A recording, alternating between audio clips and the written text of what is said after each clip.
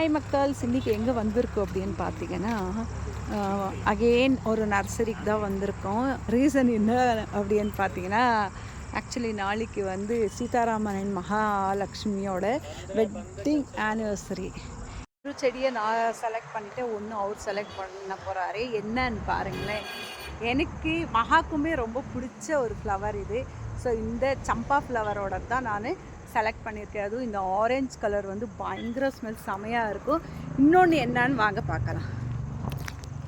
இப்போ நாங்கள் ஃபைனலாக செலக்ட் பண்ண மரம் எது அப்படின்னு பார்த்தீங்கன்னா, இந்த ஆரஞ்சு மரம் தான். பாருங்கள், கொத்து கொத்தாக ஆரஞ்சு காய்ச்சிருக்கு சூப்பராக. ஸோ இந்த மரம் தான் கொடுக்கலான்ட்டு டிசைட் பண்ணிட்டோம். எதோ பார்த்தோம், எதுவுமே செட் ஆகலை. 2 மரமாக கொடுக்கலாம் அப்படின்னு பிளான் பார்த்தோம். பட் எதுவுமே செட் ஆகலை. சரி, ஆரஞ்சு கிடையாது, இது சாத்துக்கொடி. சாத்துக்கொடி நம்ம 5 வீட்டில் 6 வீட்லேயும் இல்லை. ஸோ அதனாலே சாத்துக்கொடி கொடுத்துடலான்ட்டு. பாருங்கள் எத்தனை காய் விட்டுருக்கு, செமையாக இருக்குது மக்கள்ஸ். ரொம்ப ரொம்ப எனக்கு பிடிச்சிருக்கு. எப்படி இருக்குது காய், செமையாக இருக்குல்ல.